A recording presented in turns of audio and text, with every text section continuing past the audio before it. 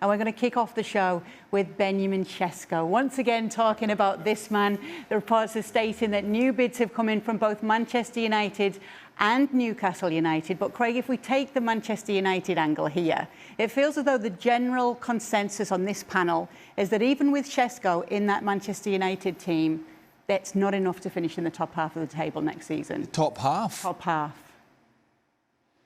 I would expect him to be in the top half. I mean, if they're not in the top half, even with just signing Mbemo, then Ruben Amorim has to go. I mean, they were not in the top half last year because they had this horrendous run.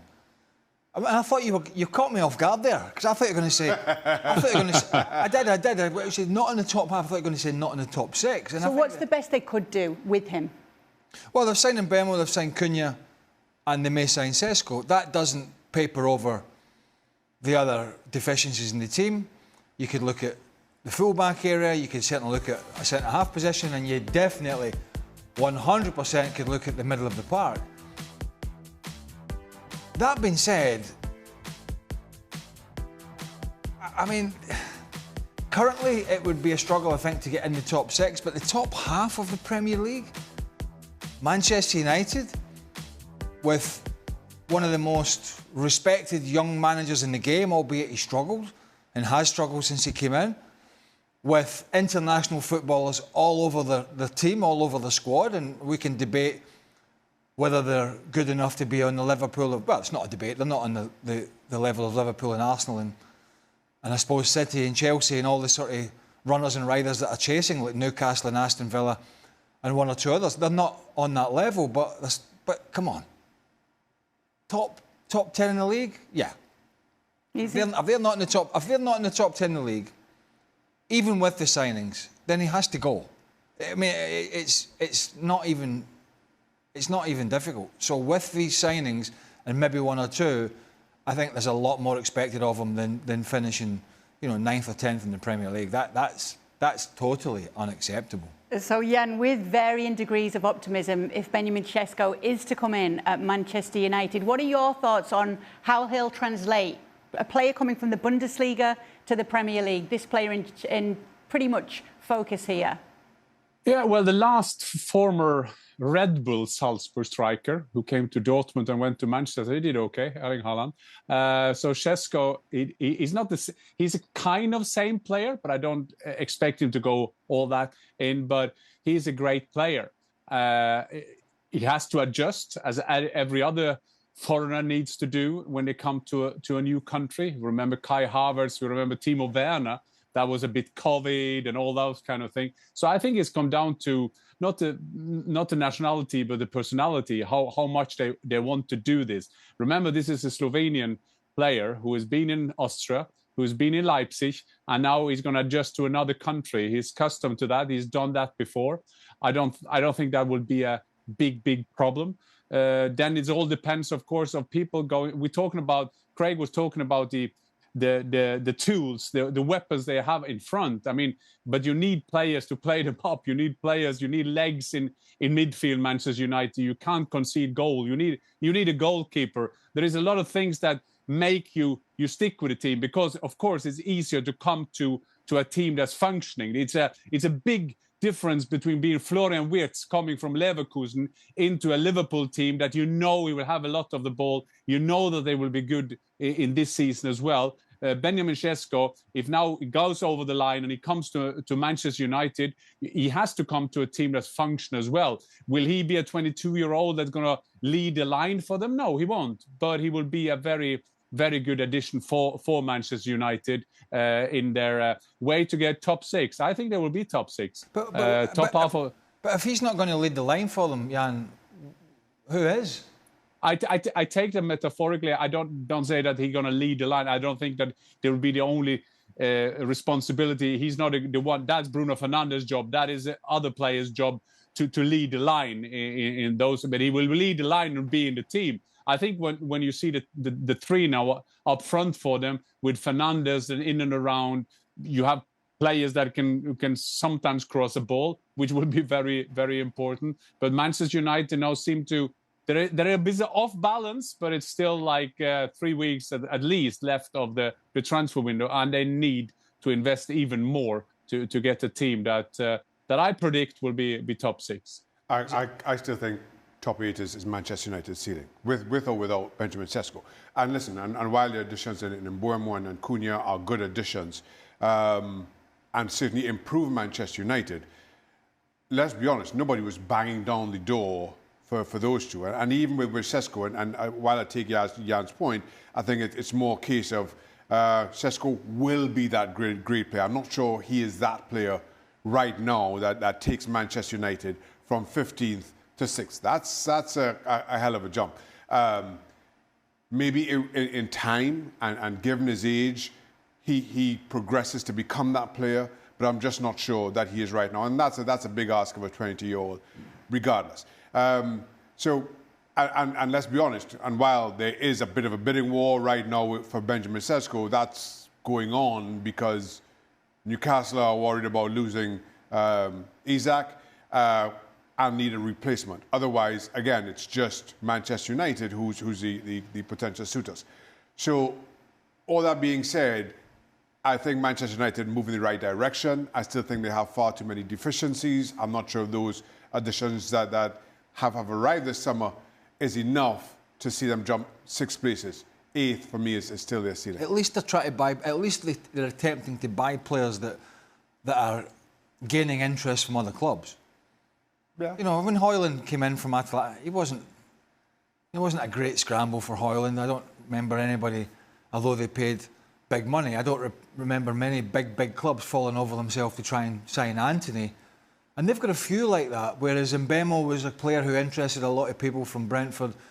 Cunha was a player who has been at a high level and has interested a lot of people. Arsenal were looking at him. There was talk about Arsenal last January to try and bolster them for their second half of the season. That didn't happen. We know he's a good player. We know he's a little inconsistent at times, but we know he's a talent.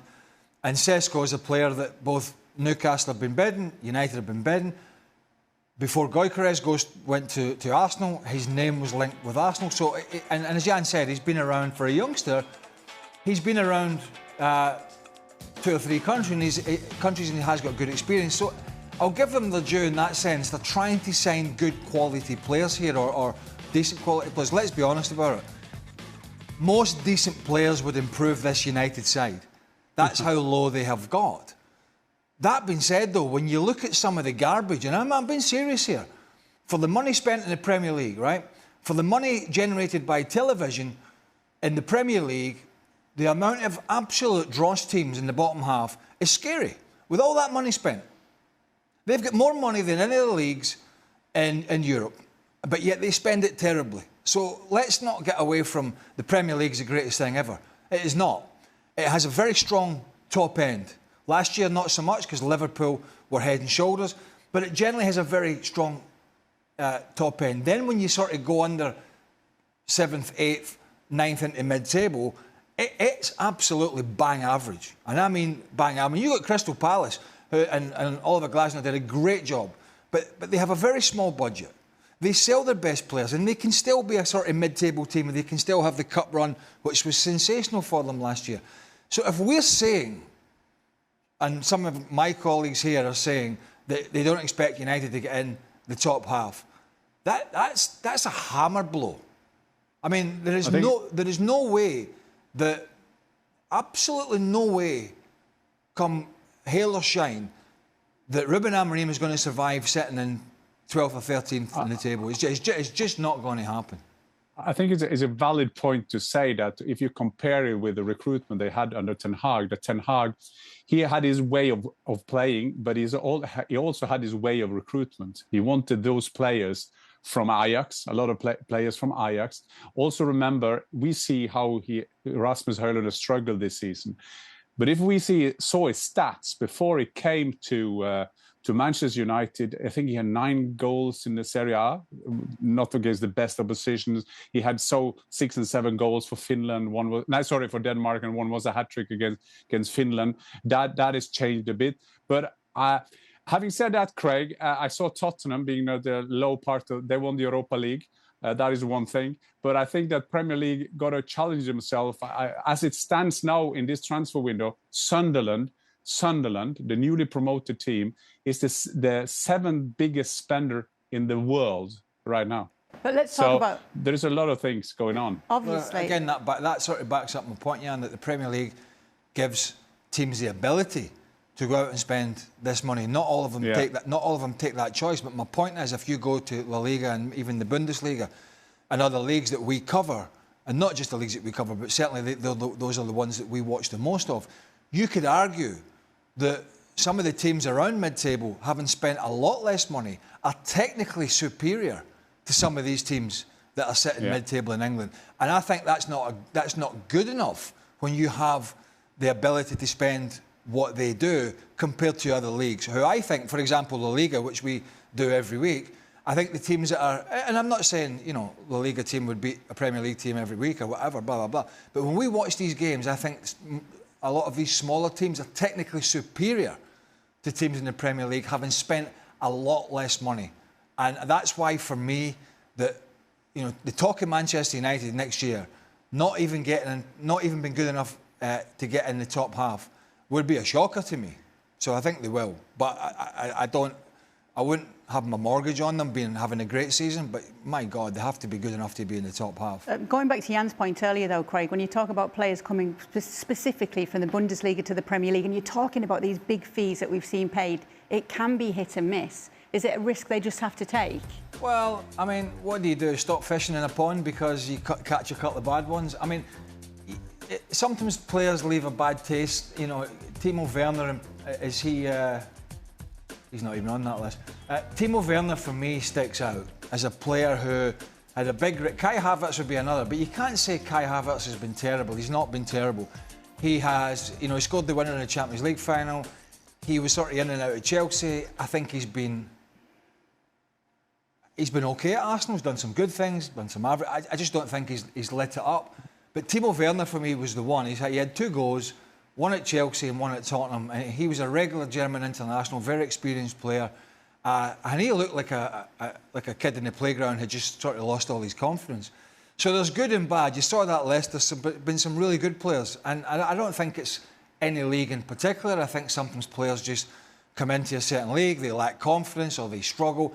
And I honestly don't believe this, and a lot of people throw this out there, I don't know what the guys think, but when people say, oh, they struggle with the physicality of the Premier League, I don't buy that. No. I mean, it's not a wrestling match. I mean, Spain's physical, Germany's physical, not many more leagues physical than the Italian league, you know, so I don't buy this, the Premier League is too physical. Sometimes some players settle, some players don't, and we see that on some of these graphics. That's not a reason not to go back to your country. You're buying an individual and you're just hoping that he's going to be the right fit for you at that time, which Sesko or these other players may or may not be. Listen, I'm in total agreement, and to your freezing key, hit or miss. And while there have been some rather spectacular misses, there have been some fantastic hits. Kevin De Bruyne stands out for me on that list. Now, if you take that chance that you get another Kevin De Bruyne, that is every reason to go fishing in that same pond yet again. And again, I'm with Craig. It's worrying for a Tuesday. But a long week, Jack. Yeah. Are you back on this week? Goodness me, I'm concerned about the rest of the week now. But a lot of times, and you see that, and it becomes easy to say that players don't fit into England because of the physicality, or they going the other direction, there are issues. You've got players like Scott McTominay, who's come through the English system, doesn't make the grade for Manchester United, goes to Italy and does wonderfully well as he does. You've got players like Cesc Fabregas, who played with Arsenal and even for a small man, coped with the physicality very well, and that's as big an understatement as you can make about Cesc Fabregas, but maybe didn't have that same impact, and I know injuries had a part in going back to his native Spain. So there are all kinds of ways you can look at this that I don't think does anyone any true service. And you've got to keep taking that chance. You've got to hope you get that right player, that player fits in. Because even for the best of managers, Sir Alex Ferguson had a few misses himself. You get some wrong, but on the hope that you get quite a few right. Well, you got to go abroad as well, haven't you? Sorry, Jan, you got to go abroad just quickly, because who else? If you want to shop for an English player, a British player, a British striker, where are they? Where are they? I mean, Harry Kane's at Bayern. He's not gone anywhere. He's in his 30s now. Where are you going to go? Who's the next? Am I missing something here? I mean, Marcus Rashford. He's somehow won a watch. He's going to Barcelona. You wouldn't call him an out-and-out striker. Ollie Watkins. Ollie Watkins is a decent signing, but I mean, you're not. He's what, in his 30s now? But he's 29. I think, Craig, what you are saying is that you will go to Germany, and now it's always trends, aren't there? That you go somewhere to find the players. What do you know about German players? They're well educated. They've got a good coaching system. They've come through the ranks. They are tactically aware of adjusting. But I think this is down to personalities. There are players in Munich that can't adjust to Bayern Munich, and they came from North Germany coming in there. So I think that I remember when I went the other way. I think it could be harder to go from England to Germany, because in England you had that tradition. And if you walked into a dressing room, people said, "Okay, see you. Good to have you here," and you were adjusted straight away. I mean, yes, things have changed since the 90s, but it's just a matter of a culture in Germany. When we went the other way, when I went to Frankfurt back in the days, there were more hierarchy. I was warned by some players I should avoid. The guy I played, I got number 9, and who used to have number 9, he didn't talk to me for 3 months. I didn't care, but still, that's how it is. So I think that it's down to personalities. And Timo Werner, when he went back to RB Leipzig, when he went back to Germany, he looks like a kid there as well. And now he's back in Germany. So it's very much down to how you are welcomed in a club. And when you saw that this Jadon Sancho, yes, he was not a hit, but he's English last time I checked. So there is a lot of things going on with every player there.